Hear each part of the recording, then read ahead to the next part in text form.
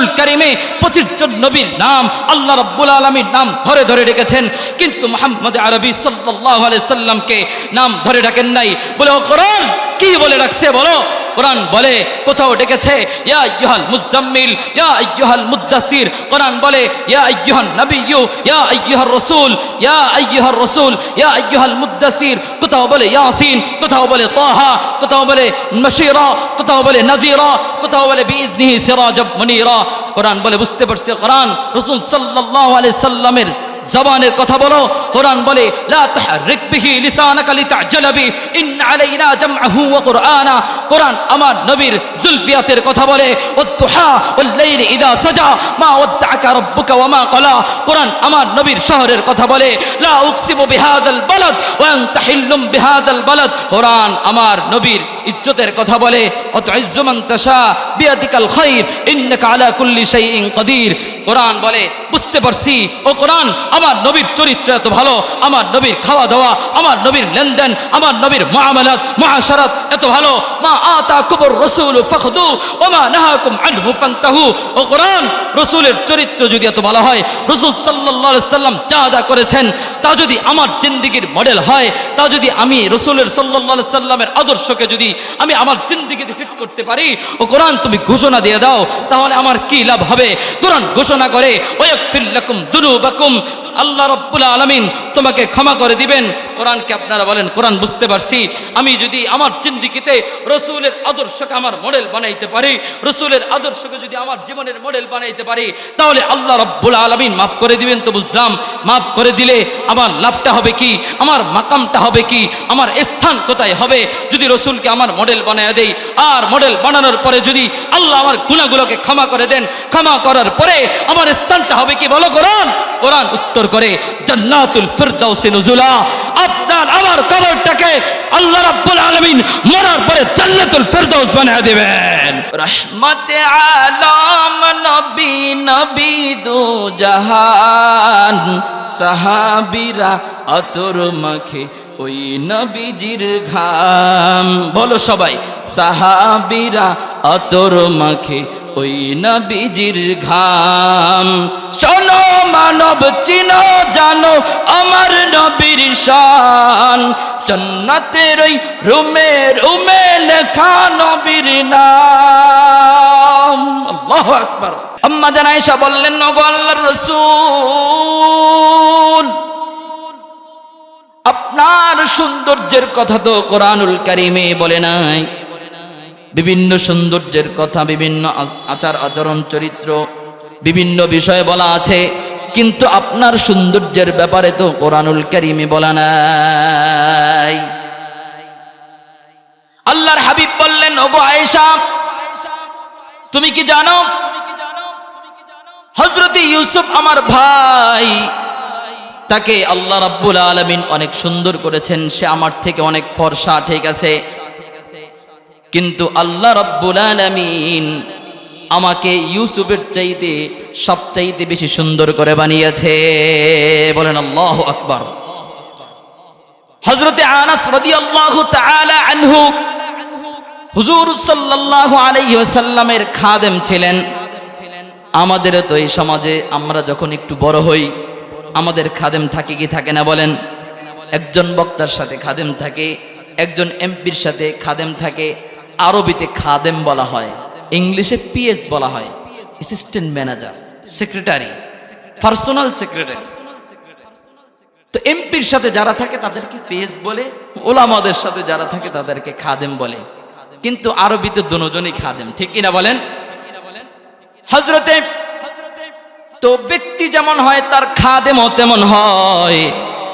হুজুর সাল্লাল্লাহু আলাইহি ওয়াসাল্লাম যেমন তার খাদেমও তো তেমনই হবে, ঠিক কিনা বলেন? হযরত আনাস রাদিয়াল্লাহু তাআলা আনহু হুজুর সাল্লাল্লাহু আলাইহি ওয়াসাল্লামের 10 বছর খেদমত করেছে। হুজুর সাল্লাল্লাহু আলাইহি ওয়াসাল্লামকে হযরত আনাস রাদিয়াল্লাহু তাআলা আনহু একদিন হুজুর সাল্লাল্লাহু আলাইহি সাল্লামের দিকে এক রাত্রে, পূর্ণিমার রাত্রে একবার রাসূল সাল্লাল্লাহু আলাইহি ওয়াসাল্লামের চেহারার দিকে তাকায়, আর একবার চন্দ্রের দিকে তাকায়, একবার রাসূলের চেহারার দিকে তাকায়, আরেকবার চাঁদের দিকে তাকায়, কিন্তু উনি কনফিউশন হয়ে যাচ্ছেন, আমি কোনটা দেখছি, কোনটা বেশি সুন্দর। একবার রাসূলের চেহারার দিকে তাকায়, আবার চন্দ্রের দিকে তাকায়।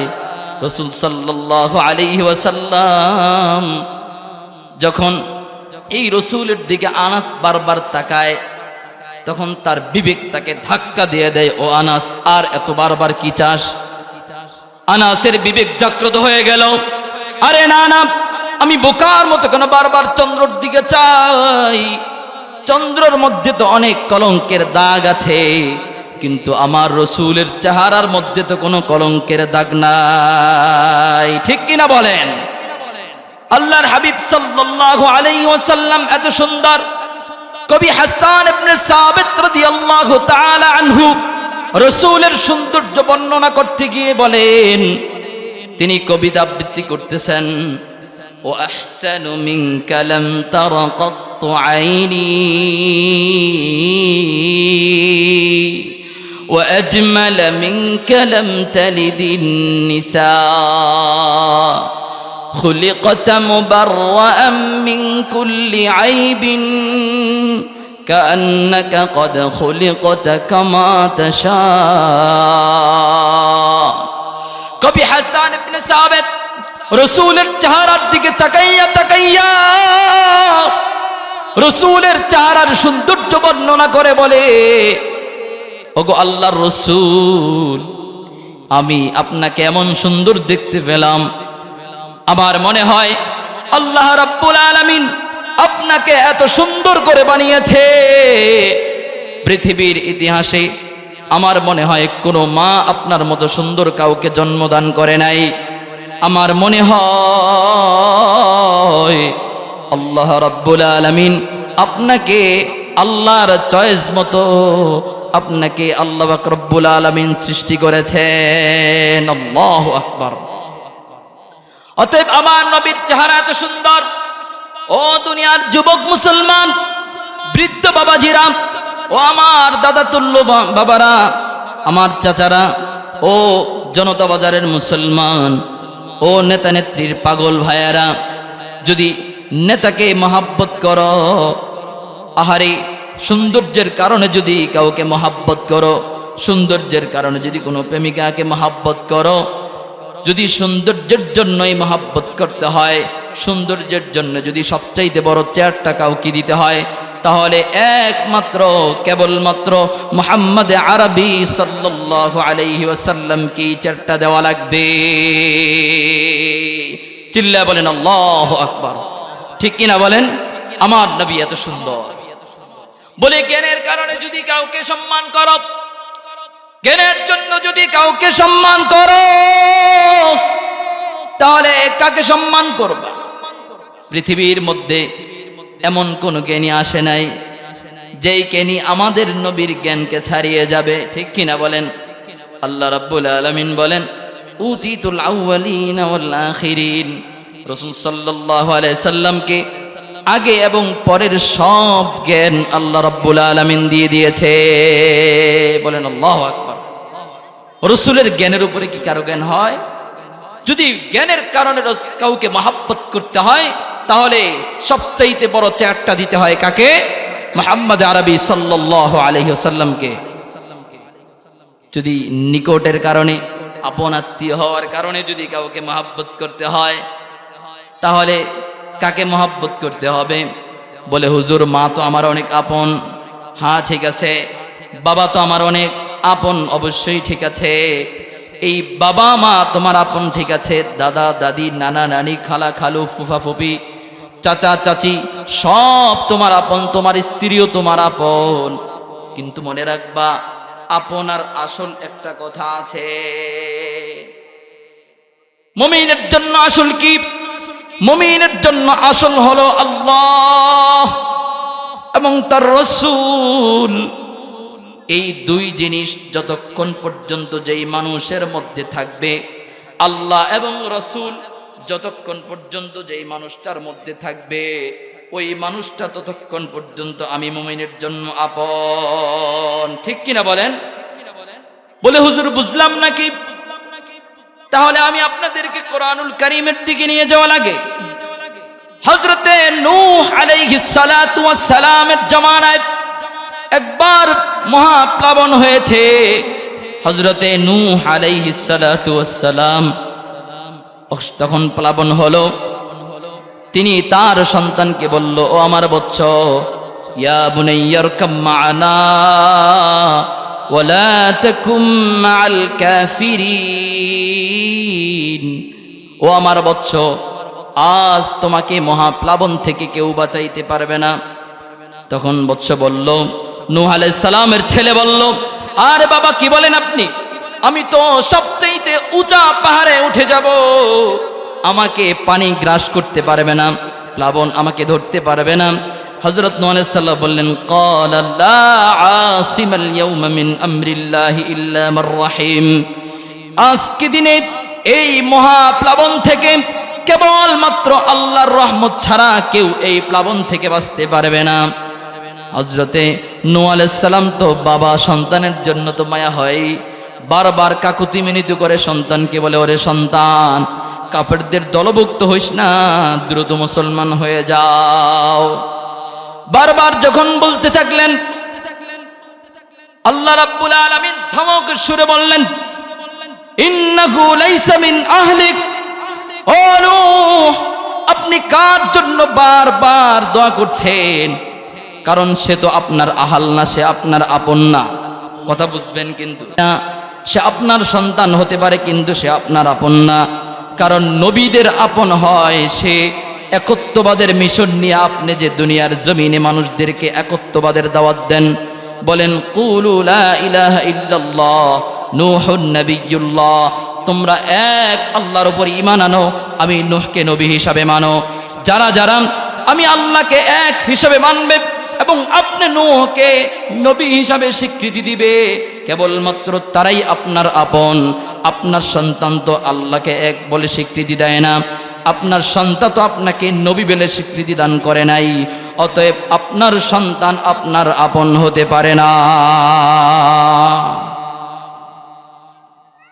অতএব নূহ আলাইহিস সালাম যখন বারবার সন্তানের জন্য দোয়া করলেন, আল্লাহ বললেন, ইন্নাহু লাইসা মিন আহলিক, আপনি তার জন্য দোয়া করবেন না।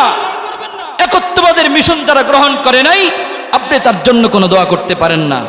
এখান থেকে মাসলা হল হয়ে যায়, মুসলমানের আপন থাকবে একমাত্র তারা যাদের মধ্যে ঈমান থাকবে। ঠিক কিনা বলেন? ঠিক কিনা বলেন? কথা বলেন ঠিক কিনা?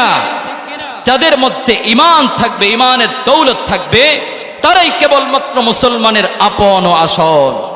অতএব আপন কখন বুঝবো? বলে হুজুর, আপন ওই লোকটা আমার কতক্ষণ থাকবে? যেই আমার মা আমার কাছে আপন কতক্ষণ থাকবে, আমার বাবা আমার কাছে আপন কতক্ষণ থাকবে, আমার সন্তান আমার কাছে আপন কতক্ষণ থাকবে, আমার স্ত্রী আমার কাছে আপন কতক্ষণ থাকবে, আমার বোন আমার কাছে আপন কতক্ষণ থাকবে, আমার প্রতিবেশী আমার কাছে আপন কতক্ষণ থাকবে, যতক্ষণ পর্যন্ত তাদের মধ্যে আল্লাহ এবং রসুল থাকবে। ঠিক কিনা বলেন? অতএব আমি বলতে চাই, রাসূল সাল্লাল্লাহু আলাইহি সাল্লাম বললেন, মান তাশাব্বাহা বিকাউমিন ফাহুয়া মিনহুম, যার সাথে যার মহাব্বত তার সাথে তার কিয়ামত। অতএব আমাদের মহাব্বত তো এমন মানুষের সাথে, আমাদের মহাব্বত তো এমন নেতার সাথে, আমাদের মহাব্বত তো এমন নেত্রীর সাথে যারা সংসদে ইসলামকে দেখতে চায় না। ঠিক কিনা বলেন? জোরে বলেন ঠিক কিনা? আমি আপনাদেরকে একটা মিসাল দেখাই। দেখেন, কিছুদিন আগে 14 থেকে 16 বছর আগে, 16 বছর ধরে যে নেত্রীটা ছিল তার অভিনয়টা একটু আপনাদেরকে দেখাই। সংসদে গিয়ে এইভাবে ঘণ্টাটা দিয়ে সংসদে দাঁড়িয়ে ফাইলটা হাতে নিয়ে, ফাইলটা এইভাবে হাতে নিয়ে, মাননীয় স্পিকার, আমি ফজর হলে সকালবেলা জায়নামাজ খুঁজি, কোরআনুল কারীম খুঁজি। বলেছি কি বলে নাই? কথা বলেন, বলেছি কি বলে নাই? বলেছে। কিন্তু পরে তো দেখলাম এই ঘণ্টার ভিতরে শয়তানি আছে। ঠিক কিনা বলেন? ঘণ্টার ভিতরে কি ছিল? শয়তানি ছিল। সে তার তাহাজ্জুদ আর জায়নামাজের বরকতে বড় বড় আলেম ওলামাদেরকে জেলখানার কুটরিতে ঢুকিয়ে হত্যা করেছে। এখন আরেকজন যদি আইসা সংসদের চেয়ারে বৈশা এইভাবে, আগে তো অন্য গলায় দিছে, এখন এমনি দিয়া, মাননীয় স্পিকার, এই দেশ কারো বাপের নয়, স্বাধীনতাকামী জনতার সাথে মৌলবাদীদের সাথে কোনো আবাস হতে পারে না। বলেন এই কথা যারা বলে তারা কি আমাদের আপন? কথা বলেন আপন? বুঝা গেল তারা মালের পাগল, ছলে বলে আখের গোসায় তারা মালের পাগল। ঠিক কিনা বলেন? পাডা পুতা ঘষা ঘষি দপাশে সামরিচের, বলেন পাডা পুতা ঘষা ঘষি দপাশে সামরিচের, নেতায় নেতায় গুতাগুতি কাম সারায় আমাদের। ঠিক কিনা? পাডা পুতায় ঘষা ঘষি দপাশে সামরিচের, নেতায় নেতায় গুতাগুতি কাম সারায় আমাদের। রাজনীতির খেলা খেলে মাছ ভাজে কার তেলে। ঠিক কিনা বলেন? রাজনীতির খেলা খেলে মাছ ভাজে কার তেলে, যে যায় লঙ্কায় সে হয় হনুমান, যে যায় লঙ্কায় সে হয় হনুমান। বলো সকলই সমান সমান, বলেন সকলই সমান সমান। যে যায় লঙ্কায় সে হয় হনুমান, যে যায় লঙ্কায় সে হয় হনুমান। বলো সবে সমান সমান। ঠিক কিনা বলেন? বলে আমরা কেউ কেউ বলে শুধু ছাত্ররা নাকি গণ অভ্যুত্থান এনেছে, কোন মৌলবাদীদের কোনো দখল নাই। বিগত 14 থেকে 16 বছর এই দেশে আলেমরা রক্ত দিয়েছে, আলেমরা ফাঁসির কাস্টে ঝুলেছে, আলেম অর্থ হারিয়েছে, আলেম ঘর হারিয়েছে, আলেম বাড়ি হারিয়েছে, আলেম তার মাকে হারিয়েছে, আলেম তার ছাত্রকে হারিয়েছে। সব হারানোর পরে আমি আপনাদেরকে বলতে চাই, আপনারা যে খানা খান, এই খানার মধ্যে কি শেষ লোকমায় আপনার পেট ভরে? কথা বলবেন, শেষ লোকমায় কি আপনার পেট ভরে? অতএব শেষ লোকমায় পেট ভরে না, আরো অনেকগুলা লোকমা তার আগে আছে, আছে না নাই? করাত দিয়া যে গাছ কাটে, বলুন তো দেখি শেষ পোষ দিলে কি গাছ কাটা যায়? কথা বলেন না আপনারা আমার সাথে? শেষ পোষে কি গাছ কাটে? অতএব এর আগে আরো অনেকগুলা পোষ আছে না নাই? অবশ্যই অনেকগুলা পোষ আছে। অতএব এদেশের ক্লান্তি সময়ে, জাতির দূর সময়ে যারাই জাতির পাশে দাঁড়ায় তারাই একমাত্র উলামায়ে কেরাম। ঠিক কিনা বলেন? অতএব এই দেশে আলেম রক্ত দিয়েছে, আলেম জেল খেটেছে, আলেমরাই সর্বপ্রথম ফ্যাসিবাদের বিরুদ্ধে আন্দোলন করেছে। এখন যদি তোমরা স্বপ্ন দেখো একাই রাষ্ট্র সংবিধান সংস্করণ করবে, তোমরা একাই সংসদ চালাবে, কোশ্চিনকালে আলেমদের ছাড়া এই সংসদ গঠন হতে পারে না, পারে না, পারে না, পারে না। ঠিক কিনা বলেন? আল্লাহ রাব্বুল আলামিন আমাদেরকে আলেমদের মর্যাদা বোঝার তৌফিক দান করেন। আলেমদেরকে যদি কেউ মাইনাস করে, মনে রাখবেন মরার আগে হলেও সে যারা আলেমদের সাথে গাদ্দারি করে, বুজুর্গদের সাথে গাদ্দারি করে, তাদের মরণ ভালো হয় না। হয় আল্লামা জুনায়েদ বাবনগরীর সাথে যেই বেয়াদব শত্রুতামি করেছিল, আল্লামা জুনায়েদ বাবনগরীর দাড়ি ধরে বেয়াদবি করেছিল, সেই কোলাঙ্গারকে সে তার মায়ের হাতে, সে তার মেয়ের হাতে হত্যা হয়েছে। ঠিক কিনা বলেন? আল্লামা আহমদ শফীকে তেতুল হুজুর বলে অনেক কটাক্ষ করেছে। আমি বলতে চাই, এদেশে যারা বলে যে একা শুধুমাত্র আমরাই এই পেশিবাদকে দূর করেছি, না, কোনোদিনও তোমরা করো নাই।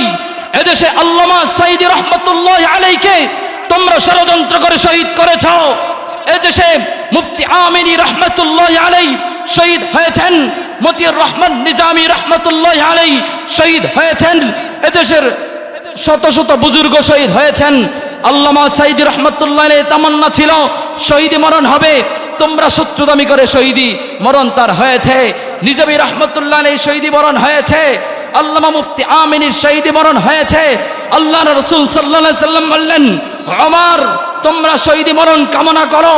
ঠিকই এদেশের আলেমরা আল্লামা সাঈদী রহমাতুল্লাহি আলাইহি যারা শহীদ বরণ করেছেন, তারা মনে করেন ষড়যন্ত্র করে তাদেরকে বিদায় করেছেন। মনে রাখবেন, সাইদির সন্তানেরা, আল্লাহওয়ালাদের সন্তানেরা এক সাইদি কবরে, এক আমিনী কবরে, এক আহমদ শফি কবরে, এক হাফিজজি কবরে, কিন্তু এই আল্লাহওয়ালার সন্তানেরা, মুফতি আমিনীর সন্তানেরা, সাইদ আল্লামা সাইদির সন্তানেরা এখনো মুসলমানের ঘরে ঘরে। ঠিক কিনা বলেন? ঠিক কিনা বলেন? দেশ আপনি একা নিয়ে যাবেন না। আপনি বললে রাগ করবেন, হুজুর রাজনীতির কথা বলে। রাজনীতির কথা কে বলবে? আপনি বলবেন। রাজার নীতি তো রাজারাই করবে। ঠিক কিনা বলেন? রাজার নীতি কারা করবে? কথা বলেন, রাজার নীতি কারা করবে? রাজারাই করবে। রাজনীতি তো রাজারাই করে। রাজনীতি তো রাজারাই করে। বলেন, সকল জিনিসের স্রষ্টা কে? কথা বলেন, কে? রাজা ধীরাজ কে? আল্লাহ রাব্বুল আলামিন। অতএব আল্লাহ পাক রব্বুল আলামিন যাদেরকে আল্লাহ প্রদত্ত দৌলতে ইলম দিয়েছে, আল্লাহ রাব্বুল আলামিন যাদেরকে আল্লাহর আইন বুঝার যোগ্যতা সবচেয়ে বেশি দিয়েছে, তারাই এই সমাজের নেতা হবে, তারাই এই সমাজের ধারক বাহক হবে। ঠিক কিনা বলেন? বন্ধুরা আমার, আমি বলতে চেয়েছিলাম, নিকট আত্মীয় হওয়ার কারণে যদি মহাব্বত করতে হয়, তাহলে সবচাইতে বেশি মহাব্বত কাকে করব আমরা? আমার কাছে সবচাইতে বেশি মহাব্বত আমার মা, আমার বাবাকে আমি মহাব্বত করি, সন্তানকে মহাব্বত করি, আমার ছেলেকে মহাব্বত করি, আমার সন্তানকে মহাব্বত করি, স্ত্রীকে মহাব্বত করি, বন্ধুকে মহাব্বত করি, পাড়া প্রতিবেশীকে মহাব্বত করি। করি কি করি না বলেন? অতএব বলুন তো দেখি, কিয়ামতের ময়দানে, কঠিন হাসরের দিনের মুসলমান, ও জনতা বাজারের মুসলমান, আপনারা ভালো করে বুঝে থাকলে বলেন, কিয়ামতের ময়দানে যখন মানুষ এই কিয়ামতের বিভীষিকাময় মুহূর্তে যখন এক একটা সবের জন্য দৌড়াদৌড়ি করবে, মানুষগুলো কিয়ামতের ময়দানে দৌড়ে দৌড়ে আদম আলাইহিস সালাতু ওয়াস সালামের কাছে যাবে। ওগো আদম নবী, আপনি আমাদের জন্য আল্লাহর কাছে সুপারিশ করেন। আদম বলবে নাফসি নাফসি। মানুষগুলো দৌড়ে দৌড়ে আদম থেকে যাবে নূহ আলাইহিস সালামের কাছে। নূহ আলাইহিস সালাম বলবে ইয়া নাফসি ইয়া নাফসি, আমাকে বাঁচাও আল্লাহ, আমাকে বাঁচাও। মানুষগুলো দৌড়ে মুসা আলাইহিস সালামের কাছে যাবে। মুসা আলাইহিস সালাতু ওয়াস সালাম বলবে নাফসি নাফসি। মানুষগুলো তখন নিরুপায় হইয়া হযরতে ইব্রাহিম আলাইহিস সালাতু ওয়াস সালামের কাছে যাবে।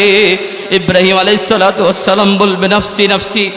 এই কঠিন বিভীষিকাময় মুহূর্তে সকল মানুষ যখন বিভিন্ন নবীদের কাছে যাবে, নবীরা যখন তারা দিবে, আরে আমাদেরই তো অবস্থা আজ খারাপ, নিজেদের টেনশনেই তো বাঁচি না, তোমাদেরকে কিভাবে আবার উদ্ধার করব? নবীজি আরবি সাল্লাল্লাহু আলাইহি সাল্লামের কাছে সকল মানুষ যায়, যখন রাসূল সাল্লাল্লাহু আলাইহি সাল্লামকে বলবে, ওগো আল্লাহর রাসূল, আপনি আমাদের জন্য সুপারিশ করেন। এই কঠিন দিনে আপনি ছাড়া আমাদের আর কোনো বন্ধু নাই। সেদিন মুহাম্মদ আরবি সাল্লাল্লাহু আলাইহি সাল্লাম সরকারে দো আলম, মায়ার নবী, জিন্দা নবী, হায়াতুন নবী, শাকিয়ে কাউসার, শাফিয়ে মাহশার, রাসূল আরবি সাল্লাল্লাহু আলাইহি সাল্লাম সেদিন উম্মতের জন্য কিয়ামতের ময়দানে সিজদায় পড়ে যাবে। আল্লাহু আকবার। এই কঠিন সময়ে বলুন তো দেখি, মুসলমানের জন্য সবচাইতে কঠিন জায়গা তো হাসরের ময়দানই হবে। ঠিক কিনা বলেন? সেই সময় আমার সবচাইতে কাছে থাকবে কে? কথা বলেন, কে থাকবে? কোরআনে বলা আছে, ইয়াউমা ইয়াফিরুল মারউ মিন আখিহি ওয়া উম্মিহি ওয়া আবিহি ওয়া সাহিবাতিহি ওয়া বানিহি লিকুল্লি ইমরিইম মিনহুম ইয়াউমাইযিন শা'নুন ইউগনি। সেদিন বাবার কাছে যাবে, বাবা বলবে আমার কোনো সন্তান নাই। সেদিন মায়ের কাছে যাবে, মা বলবে আমার কোনো সন্তান দুনিয়াতে ছিল না। আহারে, এমন কঠিন অবস্থায় মা সন্তানের কাছে যাবে, সন্তান বলবে আমার কোনো মা ছিল না। সন্তান বলবে আমার কোনো বাবা ছিল না। দাদার কাছে যাবে, দাদা বলবে আমার কোনো নাতি ছিল না। নেতার কাছে যাবে, নেতা বলবে আমার সাথে তোমরা কেউ ছিল না। ঠিক কিনা বলেন? সেদিন একমাত্র কেবলমাত্র আমাদেরকে উদ্ধার করার জন্য থাকবেন কে? রসুল, আল্লাহ রসুল সাল্লাল্লাহু আলাইহি ওয়াসাল্লাম, ঠিক কিনা বলেন? অতএব রসুল, এই টোটাল আলোচনা থেকে বুঝতে পারলাম রসুল আমার কাছে সবচাইতে প্রিয়, ঠিক কিনা বলেন? ঠিক কিনা বলেন?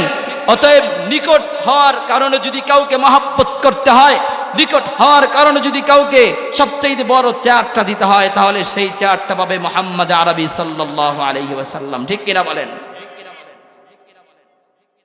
মুসলমান ভাইয়েরা, আমি আপনাদেরকে বলবো সাহাবায়ে কেরাম নবীজি আরবি সাল্লাল্লাহু আলাইহি সাল্লামকে কি পরিমাণ মহব্বত করতেন। কোরআনুল কারীম থেকে সাহাবীদের মহব্বতের ব্যাপারে আমি একখানা আয়াত আপনাদের সামনে এখন পাঠ করব।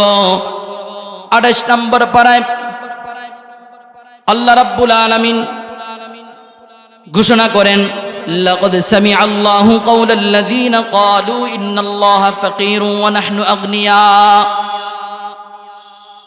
26 নম্বর পারায় সূরাতুল জুমার মধ্যে, হুজুরাতের মধ্যে আল্লাহ রাব্বুল আলামিন ইরশাদ করেন, মুহাম্মাদুর রাসূলুল্লাহ ওয়াল্লাযীনা মাআহু আশিদ্দাউ আলাল কুফফারি রুহামাউ বাইনাহুম তারাহুম রুকআন সুজ্জাদান ইয়াবতাগুনা ফাদলাম মিনাল্লাহ ওয়া রিদওয়ানা। এই আয়াতে আল্লাহ রাব্বুল আলামিন সাহাবীদের ব্যাপারে ইন্ডিকেটেড করে করে কিছু সাহাবীর কথা বললেন। এই সাহাবীদের ব্যাপারে আপনারা প্রতি জুমার ইমামের খুতবা থেকে, ইমামের খুতবার মধ্যে দ্বিতীয় খুতবায় আপনারা এই বয়ান সব সময় শোনেন, কিন্তু অর্থ বুঝেন না বিদায় কিছু বুঝতে পারেন না। জুমার সানি খুতবার মধ্যে আছে, আরহাম উম্মতি বি উম্মতি আবু বকর وأشدهم في أمر الله عمر وأصدقهم حياء عثمان وأقضاهم علي وفاطمة سيدة نساء أهل الجنة والحسن والحسين سيدا شباب أهل الجنة وحمزة أسد الله وأسد رسوله اللهم اغفر للعباس وولده مغفرة ظاهرة وباطنة لا تغادر ذنبا الله الله في أصحابي لا تتخذوهم غرضا من بعدي। শুনেন কি শুনেন না? মনে পড়েছে আপনাদের? এখানে কি বললেন? বলে পৃথিবীর মধ্যে সবচাইতে নরম দিলওয়ালা ছিল মুহাম্মদ আরবি সাল্লাল্লাহু আলাইহি সাল্লাম। বলেন আল্লাহু আকবার। এই নবীর পরে সবচাইতে নরম দিলওয়ালা, সবচাইতে রকিকুল কলব, আরহাম উম্মত। বলেন কি উম্মত? আরহাম উম্মত। সবচাইতে নরম দিলওয়ালা রাসূলের পরে ছিল হযরতে আবু বকর রাদিয়াল্লাহু তাআলা আনহু। বলেন আল্লাহু আকবার। হযরতে আবু বকর রাদিয়াল্লাহু তাআলা আনহু নবীজি আরবি সাল্লাল্লাহু আলাইহি সাল্লাম আল্লাহর ব্যাপারে কি পরিমাণ নিবেদিত প্রাণ। বলে আন-নাবিয়্যু আওলা বিল মুমিনিনা মিন আনফুসিহিম ওয়া আজওয়াজুহু উম্মাহাতুহুম ওয়া উলুল আরহামি বা'দুহুম আওলা বিবা'দিন ফি কিতাবিল্লাহ।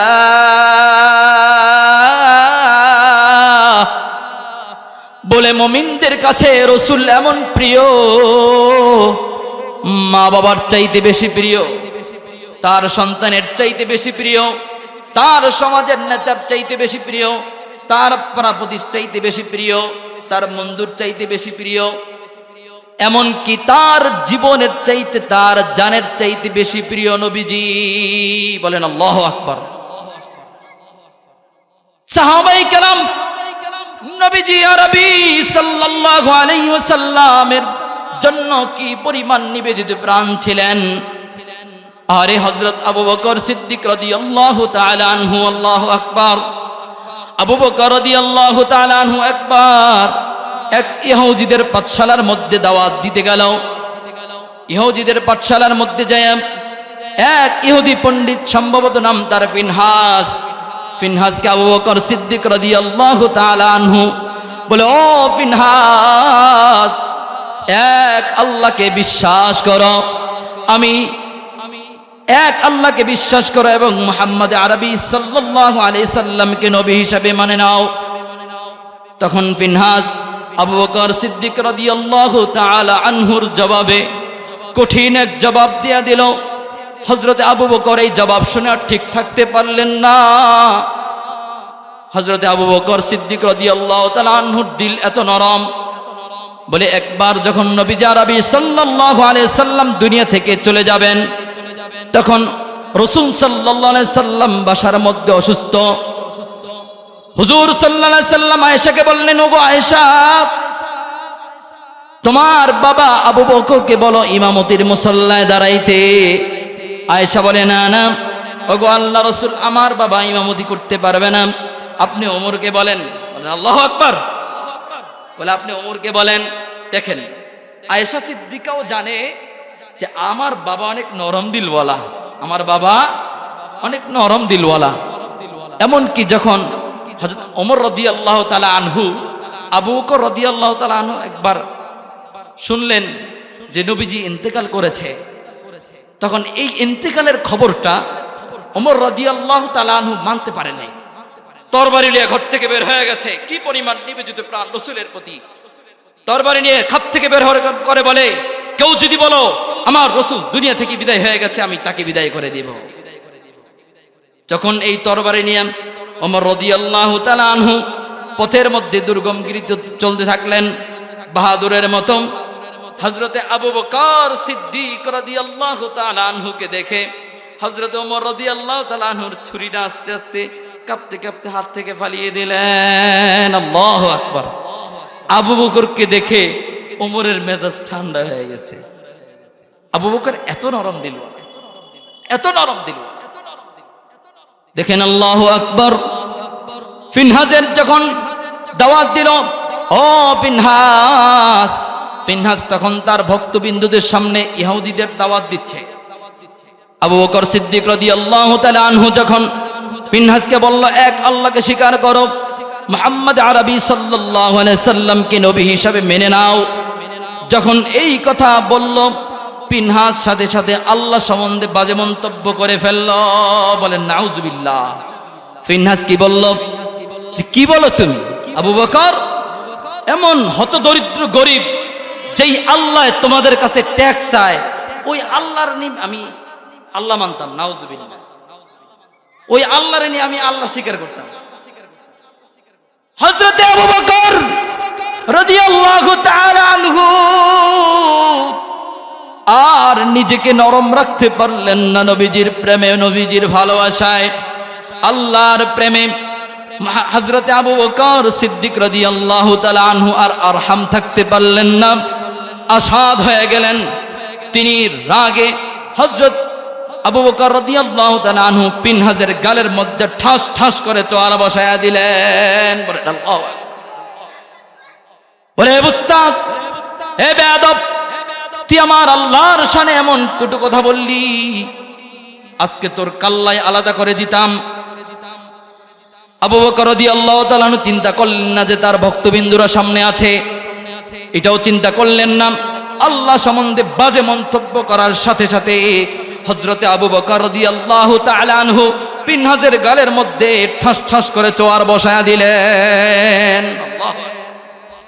আহা, আমাদের কি প্রেম নবীর প্রতি। আজ রাসূলকে গালি দেয় হযরতে আবু বকর। ফিনহাস দৌড়ে নবীজির কাছে গেল, বলে ওগো নবী, আপনার ভাই আবু বকর আমারকে দেখেন থাপ্পড় মেরে কি করে ফেলছে। হযরত রাসূল করিম সাল্লাল্লাহু আলাইহি সাল্লাম কথাকে বিশ্বাস করে না। না না, এই কাজ আমার আবু বকরের হতে পারে না, আমার আবু বকর তোমাকে থাপ্পড় মারতে পারে না। কারণ রাসূলও জানে আবু বকর অনেক নরম দিলওয়ালা। এর পিছন দিয়ে যখন ফিনহাস রাসূলের কাছে বিচার দিল, আল্লাহর নবী সাল্লাল্লাহু আলাইহি সাল্লামের দরবারে পিছন দিয়ে হযরত আবু বকর রাদিয়াল্লাহু তাআলা আনহু গিয়ে উপস্থিত হয়ে গেল। ফিনহাস এবার পিছন দিকে তাকায়া দেখে হযরতে আবু বকর উপস্থিত। ইন্না লিল্লাহ। রাসূলকে বলতেছে, আল্লাহ রাসূল বিশ্বাস করেন, আমি আবু বকরকে কিছুই বলি নাই। বারবার সে অস্বীকার করছে। পিনহাস সকল কসমগুলোকে একত্রিত করে, আল্লাহি তাল্লাহি লিল্লাহি বিল্লাহি, সব কসমকে একত্রিত করে জমা করে রসুলকে বলে, ওগো আল্লাহ রসুল, বিশ্বাস করেন আমি আল্লাহ সম্বন্ধে বাজে মন্তব্য করি নাই।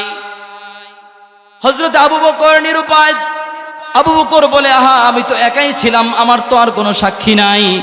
কিন্তু আবু বকর তারপরেও রাসূল আরবি সাল্লাল্লাহু আলাইহি ওয়াসাল্লামকে বলে, ওগো আল্লাহ রসুল, আমি তো তাকে থাপ্পড় দিয়েছি, কিন্তু কেন দিলাম এটা তো একটু জানবেন।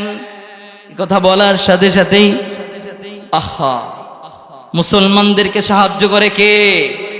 কে সাহায্য করে? ইন্না লানানসুরু রুসুলানা ওয়াল্লাযীনা আমানু ফিল হায়াতিদ দুনিয়া ওয়া ইয়াওমা ইয়াকুমুল আশহাদ। আল্লাহু আকবার।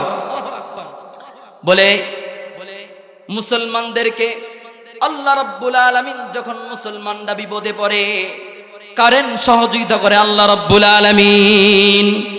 আবু বকর যখন বলল, ওগো আল্লাহ রসুল, পিনহাসের কথাই আপনি শুনছেন, কিন্তু সেই বুস্তাক আমার নবীর ব্যাপারে কি কটূক্তি করেছে, আপনার ব্যাপারে কি আল্লাহর ব্যাপারে কি কটূক্তি করেছে, সেটা কি আপনি শুনেছেন? আমি তো তাকে শুধু শুধু থাপ্পড় মারি নাই। এখন তো আবু বকরের সাক্ষী নাই। কি নাই? কি নাই? সাক্ষী নাই। দেখেন আল্লাহ তাআলা সাহাবীদেরকে কি পরিমাণ কারেন্ট সহযোগিতা করে, এবার প্রমাণ দেখে নেন। আল্লাহ রাব্বুল আলামিন মুহাম্মদ আরবি সাল্লাল্লাহু আলাইহি ওয়াসাল্লামের উপরে আয়াত নাজিল করে দিলেন, লাকাদ সামিআল্লাহু কাওলাল্লাযীনা ক্বালু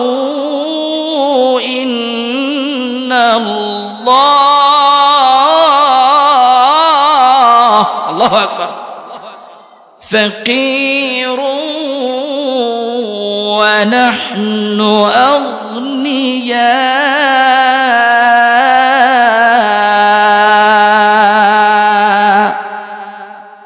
আল্লাহ রাব্বুল আলামিন বলে, আবু বকরের তো কোনো সাক্ষী নাই। এই পিনহাস বেয়াদব আমি আল্লাহর ব্যাপারে বাজে মন্তব্য করেছে। আল্লাহ নিজেই বলেন, ওগো নবীজি, পিনহাস যখন আবু বকর আমার ব্যাপারে এই পিনহাসের কাছে দাওয়াত নিয়ে গেল, এই পিনহাস আমি আল্লাহর ব্যাপারে বাজে মন্তব্য করেছে, আমি আল্লাহ স্বয়ং নিজ কানে শুনেছি। আল্লাহু আকবার। আবু বকরের সাক্ষী কে হয়ে গেলেন? আল্লাহ রাব্বুল আলামিন।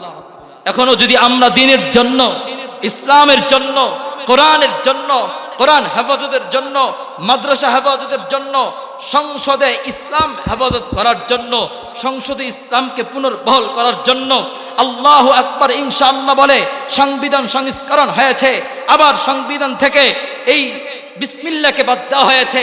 এই বিসমিল্লাহকে সংসদে আবার পুনর্বহাল হওয়ার জন্য আমরা যদি আন্দোলন করি, আর যদি আমাদের উপরে দুর্নীতির স্টিম লোরার চালায়, আমাদের উপরে যদি কেউ গুলি চালাতে আসে, আমাদের হাতকে যদি কেউ ভাঙতে আসে, আমাদের চোখকে যদি কেউ উপড়াতে আসে, তাদের চোখ উপড়ে দেবে কে? কে উপড়ে দেবে বলেন? অতএব আমাদের কোনো ভয় নাই। দিন বিজয়ের জন্য, ইসলাম হেফাজতের জন্য, ঈমান হেফাজতের জন্য, নবীর ইজ্জতের হেফাজতের জন্য আমরা আন্দোলনের ময়দানে আলেমদের তত্ত্বাবধানে যখন বিভিন্ন সময়ে সময়ে সময়ে যখন ইসলামের জন্য ডাক দিবে, আপনারা সকলে প্রস্তুত থাকবেন তো ইনশাআল্লাহ? হাত তুলে আল্লাহকে দেখায় দেন, বলেন আল্লাহু আকবার, আল্লাহু আকবার। আল্লাহ তাআলা আমাদের সকলকে কবুল করেন। তো আমি বলতেছিলাম, সাহাবায়ে কেরাম নবীজি আরবি সাল্লাল্লাহু আলাইহি ওয়াসাল্লামকে কি পরিমাণ মহব্বত করে। হযরতে আবু বকর সিদ্দিক রাদিয়াল্লাহু তাআলা আনহুর মিসাল দিয়ে আপনাদেরকে আমি একটা মিসালের মাধ্যমে বোঝানোর চেষ্টা করলাম। অবশ্যই আপনারা আমার আলোচনা থেকে কিছু হলেও আপনাদের বুঝে এসেছে যে সাহাবীরা নবীজিকে কি পরিমাণ মহব্বত করতেন। অবশ্যই সাহাবীরা ছিল কেবলমাত্র রাসূলের জন্য নিবেদিত প্রাণ, ঠিক কিনা বলেন? রাসূল সাল্লাল্লাহু আলাইহি সাল্লামের মহব্বত কি পরিমাণ থাকতে হবে আল্লাহ কোরআনের অন্য জায়গায় বলেন, قل إن كان آباؤكم وأبناؤكم وإخوانكم وأزواجكم وعشيرتكم وأموال اقترفتموها وتجارة تخشون كسادها ومساكن ترضونها أحب إليكم من الله وجهاد في سبيله فتربصوا حتى يأتي الله بأمره إن الله لا يهدي القوم الفاسقين الله أكبر আল্লাহ বলেন কুল ইন কানা আবাউকুম, হে নবী আপনি বলে দেন,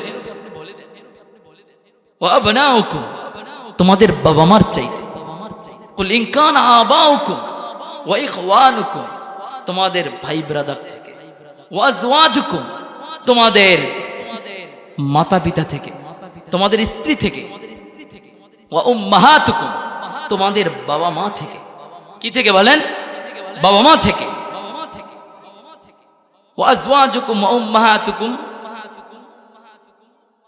কুল ইন কানা আবাউকুম ওয়া আবনাউকুম ওয়া ইখওয়ানুকুম ওয়া আজওয়াজুকুম ওয়া আশীরাতুকুম তোমাদের আত্মীয় স্বজনদের থেকে, ওয়া আমওয়াল নিকতারাফতুমুহা ওয়া তিজারাতুন তাখশাউনা কাসাদাহা তোমাদের ধন সম্পদের চাইতে, যেই ধন সম্পদ তোমরা পুঞ্জীবিত করে রাখো, কামাইয়ের মাধ্যমে যেগুলোকে তোমরা কামাই করে একতলা দুই তালা, এক করা দুই করা তিন করা 20 করা 30 করা জমির মালিক হয়েছ, এই সম্পদ থেকে, এই সম্পদের চাইতে, ওয়া আমওয়ালুন ইকতারাফতুমুহা ওয়া তিজারাতুন তাখশাউনা কাসাদাহা ওয়া মাসাকিনু তারদাউনাহা তোমাদের বাসস্থানের চাইতে, যে বিল্ডিং তৈরি করলা, অনেক নন্দন দৃষ্টিনন্দনকৃত যেই বিল্ডিং তৈরি করলা, এই বাসস্থানের চাইতে অনেক সুন্দর বাড়ি করলা, এই বাড়ির চাইতে, ওমাসাকিনু তারদাউনাহা আহাব্বা ইলাইকুম মিনাল্লাহ, আহাব্বা ইলাইকুম মিনাল্লাহ যদি আল্লাহকে এই সব থেকে আহাব্বা ইলাইকুম মিনাল্লাহ আল্লাহকে যদি বেশি মহব্বত করতে না পারো, আল্লাহকে যদি বেশি মহব্বত করতে না পারো, ও রাসূলিহি রাসূলকে যদি মহব্বত করতে না পারো, ও জিহাদিন ফি সাবিলিহি আল্লাহর রাস্তায় জিহাদকে যদি তুমি সবচেয়ে বেশি আপন মনে করতে না পারো, এই জিহাদকে যদি তোমার আপন মনে করতে না পারো, এই হাব্বা ইলাইকুম মিনাল্লাহি ওয়া রাসূলিহি ওয়া জিহাদিন ফি সাবিলিহি ফাতারাব্বাসু অপেক্ষা করো, অপেক্ষা করো, এমন বিপদ ছেয়ে আসবে, এমন বিপদ ছেয়ে আসবে, আসবে টর্নেডর, আসবে ঘূর্ণিঝড়, আসবে সাইক্লোন, আসবে নারকিস, আসবে হারিকেন, এই সমস্ত বালা মুসিবত থেকে তোমরা যদি আল্লাহকে রসুলকে জিহাদকে পছন্দ করতে না পারো, তাহলে মনে রাখবা এই সমস্ত বালা মুসিবত থেকে তোমাদেরকে কেউ রক্ষা করতে পারবে না। অতএব আমি যদি নিজেকে মুমিন দাবি করতে চাই, তাহলে আমার বাবা থেকে, মা থেকে, সন্তান থেকে, আত্মীয় স্বজনদের থেকে, নিকট আত্মীয় থেকে, আমার পুঞ্জীভূত মাল থেকে, বাড়ি গাড়ি থেকে সব চাইতে বেশি মহব্বত করতে হবে কাকে? কাকে? আল্লাহকে, তারপরে রাসূল সাল্লাল্লাহু আলাইহি সাল্লামকে। আল্লাহ তাআলা কোরআনে বলেন, কুল ইন কুনতুম তুহিব্বুনাল্লাহ,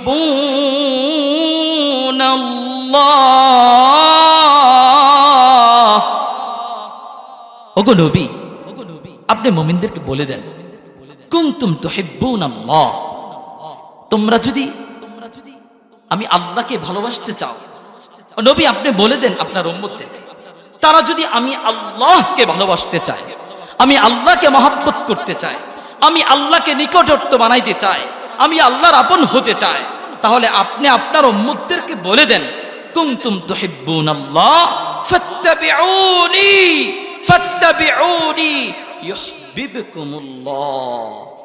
আপনি নবীকে যেন ইত্তেবা অনুসরণ অনুকরণ করে। বলেন আল্লাহু আকবার। রাসূলুল্লাহ আল্লাহ কি বলে দেন? নবী আপনি বলে দেন আমি আল্লাহকে যদি কেউ মহব্বত করতে চায় তাহলে সেজন্য রাসূল আপনার ইত্তেবা আপনার অনুসরণ অনুকরণ করে, আপনার অনুসরণ অনুকরণ করে। এখন প্রশ্ন করেন যে আল্লাহর যদি অনুসরণ অনুকরণ করে, রাসূলের যদি অনুসরণ অনুকরণ হয়ে যায়, আল্লাহ বলেন ইউহিব্বুকুমুল্লাহ, সেজন্য আমি আল্লাহকেই মহব্বত করে। আল্লাহু আকবার। তাহলে রাসূলকে ভালোবাসাই মানে আল্লাহকে ভালোবাসা, ঠিক কিনা বলেন? রাসূলকে ভালোবাসা মানে আল্লাহকে ভালোবাসা। আল্লাহ তাআলা আমাদেরকে রাসূলকে ভালোবাসার তৌফিক দান করেন, বলেন আমিন। বলে রাসূলকে ভালোবাসলে আল্লাহর ভালোবাসা হবে। আল্লাহর যদি ভালোবাসা আমার অর্জন হয়ে যায় তাহলে হুজুর কি লাভ হবে? কোরআন ঘোষণা দিয়ে দেয় ওয়াগফির লাকুম যুনুবাকুম আল্লাহু গফুরুর রহিম। তোমরা যদি আল্লাহকে মহব্বত করতে পারো, ভালোবাসতে পারো, তাহলে আল্লাহ রাব্বুল আলামিন তোমাদের পিছনের জিন্দেগীর সব গুনাহগুলো মাফ করে দিবেন। বলেন সুবহানাল্লাহ। আর সুবহানাল্লাহ জোরে বলেন না। সুবহানাল্লাহ প্যাকেট কইরা আগামী দিন সকালে তুই নাস্তা কইরা তুই সুবহানাল্লাহ কইেন, ঠিক কি না? ঠিক কি না? হ্যাঁ, একটু সুবহানাল্লাহ আলহামদুলিল্লাহ আল্লাহু আকবার বলবেন তো, বলবেন তো ইনশাআল্লাহ। এই জবান কার? এই জবান কার? এই দেহ কার? আল্লাহর দেহ দিয়া আল্লাহকে ডাকবো। অন্য কাউর ডাক আল্লাহর ডাকের চাইতে উঁচা হতে পারে না, ঠিক কিনা বলেন? অতএব আল্লাহর ডাক আমার জবান থেকে সবচাইতে বেশি উচ্চারিত হবে, ঠিক কিনা বলেন? আজ বাজারে যদি এখন নেতার স্লোগানে গলা ভেঙে ফেলে, নেতা ডাক দিলে আগন্তনে উঠটা আগাখানা থেকে, বুঝেন আগাখানা বুঝেন তো, বাথরুম থেকে উঠটা দৌড় মারে, মানে কি মারে না? আরে মারে না মনে হয় আপনাদের দেশে। আল্লাহ আল্লাহ, সাবধান। সবচাইতে বেশি আমার জবান থেকে সবচাইতে বড় উচ্চারণটা হবে আল্লাহু আকবার। বলেন আল্লাহু আকবার। সবাই হাত তোলেন, সবাই হাত তোলেন, তোলেন হাত তোলেন, হাতকে লাড়াচাড়া দেন, বলেন আল্লাহু আকবার, আল্লাহু আকবার। হাত নামান।